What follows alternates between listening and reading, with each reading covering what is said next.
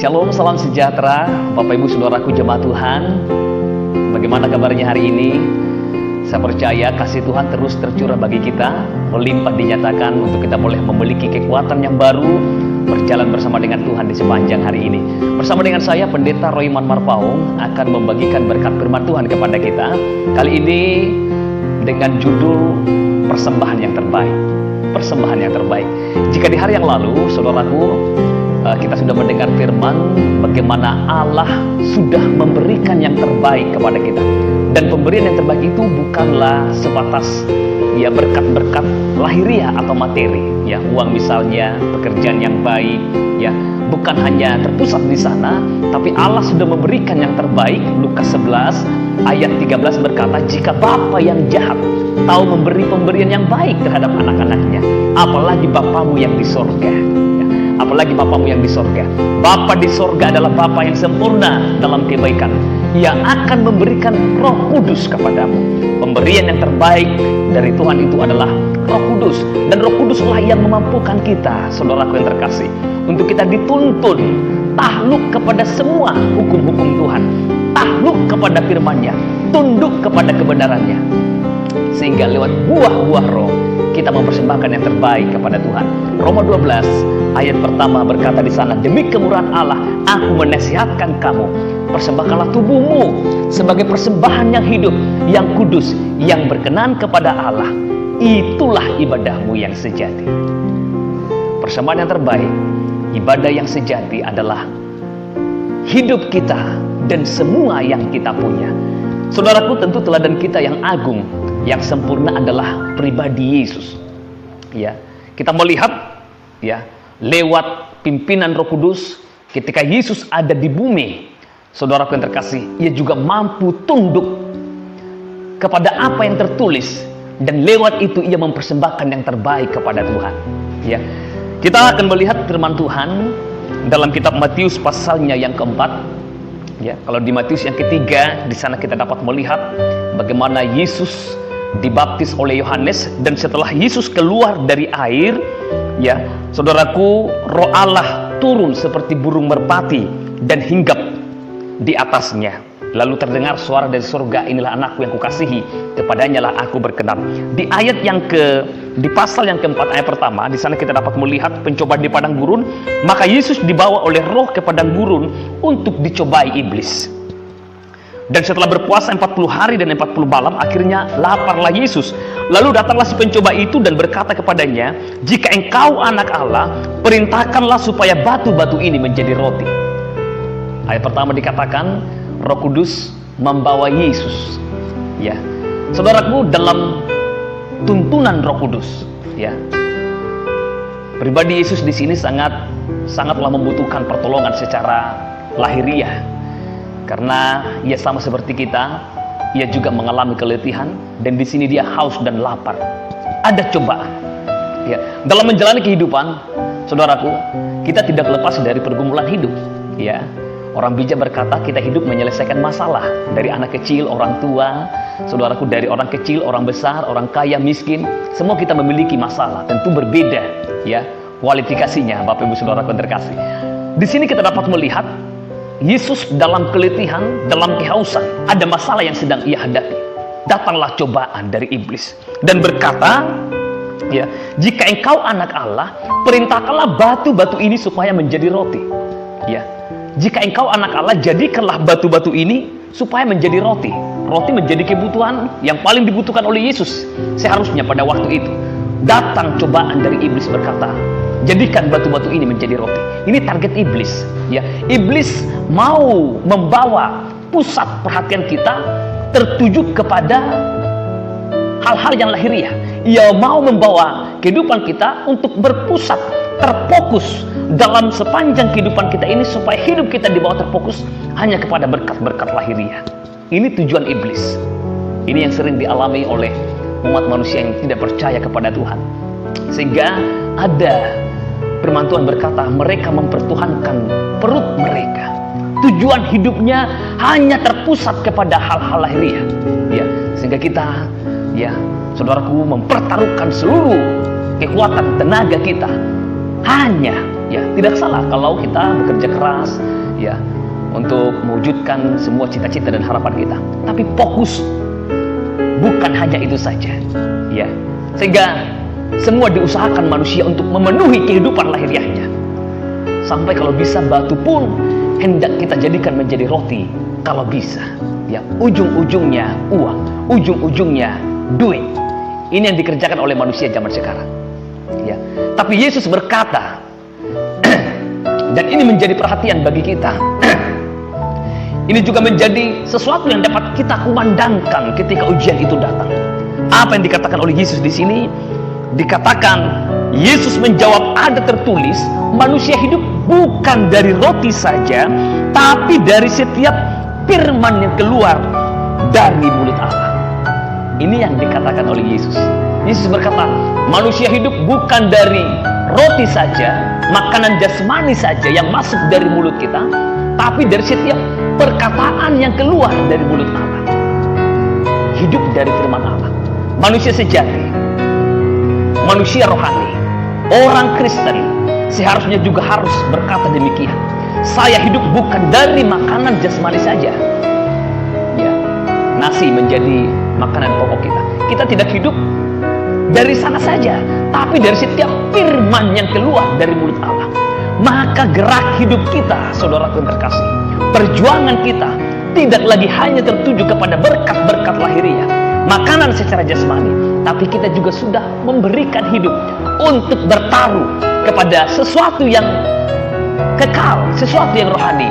Itulah perkataan yang keluar dari mulut Allah. Ini akan menggerakkan hidup kita. Kalau makanan jasmani, ya memberi kekuatan bagi kita. Ya, kalau kita mau makan yang makanan yang sehat, kita menjadi sehat. Ya, tapi untuk mengarahkannya, memotivasi gerak tubuh itu supaya benar, ya, kita membutuhkan sesuatu yang berasal dari Allah. Itulah firman Allah. Ini akan menggerakkan hidup kita sehingga kita tidak lagi orang Kristen yang menjadi pencuri, berbohong, berjudi, mabuk, tidak lagi menuruti keinginan daging, tapi kita dituntun dalam kebenaran untuk tunduk kepada perintah Tuhan. Seperti yang tertulis. Ini persembahan yang berkenan di hati Tuhan.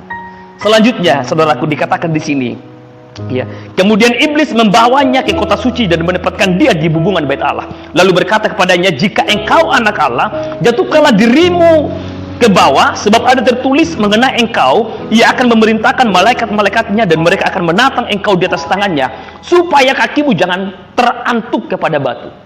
Ya, iblis suruh Yesus lompat dari bubungan bait Allah, tinggi tentunya. Tapi apa kata Yesus? Ya, dikatakan di sini, Yesus berkata kepadanya, ada pula tertulis, janganlah engkau mencobai Tuhan Allah. Janganlah engkau mencobai Tuhan Allah. Nah, ini pertumbuhan selanjutnya, saudaraku terkasih. Ya, iblis membawa kita, ya, untuk kita boleh, saudaraku, hidup mencobai Tuhan Allah. Seberapa banyak orang Kristen saat ini hidup mencobai Tuhan Allah. Ayat ini dikutip oleh Yesus ketika bangsa Israel berada di Masa dan di Meribah. Memang mereka kehausan pada waktu itu, saudaraku terkasih. Mereka membutuhkan air, ya. Sehingga dikatakan dalam kitab Keluaran 17 ayat ke-7, lalu bertengkarlah bangsa itu, ya, dan mereka mencobai Tuhan dengan berkata, adakah Allah bersama dengan kita? Adakah Allah bersama dengan kita? Ya, saudaraku, ini yang sering juga terucap dari mulut kita ketika sesuatu terjadi, ya, yang menurut kita, saudaraku, kita sangat membutuhkan pertolongan dan pertolongan itu tidak segera datang. Kita sering berkata, adakah Allah di antara kita? Ya, apakah gunanya saya beribadah selama ini? Ya, karena seolah-olah Tuhan tidak menolong. Padahal Ia Allah yang Maha Hadir. Ia sudah memberikan rohnya untuk tinggal dalam kehidupan kita. Ia hadir, Ia tahu semua yang kita butuhkan. Dan ketika roh itu hadir memenuhi, memimpin kita seperti Yesus dipimpin, kita tahu apa yang harus kita katakan. Kita mampu mengucap syukur sekalipun dalam pencobaan, bukan malah mencobai Tuhan Allah dengan berkata, adakah Allah bersama-sama dengan kita? Ya, ini tidak boleh terjadi. Dia Allah yang Maha Hadir, dan ketika Ia hadir dalam kehidupan kita, kita tahu untuk hidup menurut kehendak Allah. Ya, tidak sembarangan lompat. Ya, kita tahu memposisikan diri. Ya, firman Allah ya, yang ditambah dan dikurang itu adalah siasat iblis. Ya, ketika kita tidak menjadi orang Kristen yang dewasa, iblis bisa memanfaatkan firman Allah untuk membuat kita jatuh ke bawah, melangkah sembarangan. Ya, tapi tidak demikian. Kita mau hidup memuliakan Tuhan, hidup menurut apa yang tertulis sesuai dengan konteks dan tujuan firman itu dituliskan kepada kita. Ini hal yang kedua. Hal yang ketiga, saudaraku yang terkasih, dikatakan di sini selanjutnya, dan iblis membawanya pula ke atas gunung yang sangat tinggi dan memperlihatkan kepadanya semua kerajaan dunia dan kemegahannya, dan berkata kepadanya, semua itu akan kuberikan kepadamu jika engkau sujud menyembah aku. Ya, ini target terakhir iblis. Ya, perjuangan terakhir iblis itu supaya kita sampai menyembah dia. Ya, sampai tunduk kepada kuasa dan aturan-aturan iblis. Ini tujuan pertama iblis. Dan lewat banyak hal kita boleh melihat situasi zaman sekarang ini. Ya, lewat semua sisi kehidupan, iblis mengambil tempat di sana supaya kita diperbudak olehnya dan kita menyembahnya. Ya, maka kita harus hidup menurut apa yang tertulis dan apa yang dilakukan, yang dikatakan oleh Yesus. Ya, untuk boleh saudaraku ya melawan apa yang dikatakan oleh iblis. Ya, dikatakan di sini ya, ayat yang ke-10, maka berkatalah Yesus kepadanya, "Enyala iblis, sebab ada tertulis, engkau harus menyembah Tuhan Allahmu dan hanya kepada Dia sajalah engkau berbakti." Ini perkataan yang terucap dari mulut Yesus. Ia berkata, "Enyala iblis, engkau harus menyembah Tuhan Allahmu dan hanya kepada Dia saja engkau berbakti." Inilah persembahan hidup yang paling baik berkenan kepada Allah. Roma 12 dikatakan, persembahkanlah tubuhmu sebagai persembahan yang hidup, yang kudus, yang berkenan kepada Allah. Itu lewat sikap ketundukan kita dan sikap kita yang berbakti kepada Allah. Sekali lagi, sebab ada tertulis, engkau harus menyembah Tuhan Allahmu dan hanya kepada Dia saja engkau berbakti. Hanya kepada Allah kita berbakti. Kalau kita berbakti kepada Allah, kita menjadi orang-orang yang hidup berkenan di hadapan Tuhan dan di hadapan sesama kita. Kita menjadi orang suami yang mengasihi istri, istri yang mengasihi suami. Kita menjadi anak-anak yang menghormati, mengasihi orang tua, dan kita menjadi orang tua yang mengasihi anak-anak kita. Kita menjadi orang Kristen juga yang mengasihi sesama kita. Itulah sikap hidup yang berbakti kepada Allah. Persembahan hidup yang paling baik adalah ketundukan kita, sikap kita yang mau menyembah Allah dan berbakti kepadanya.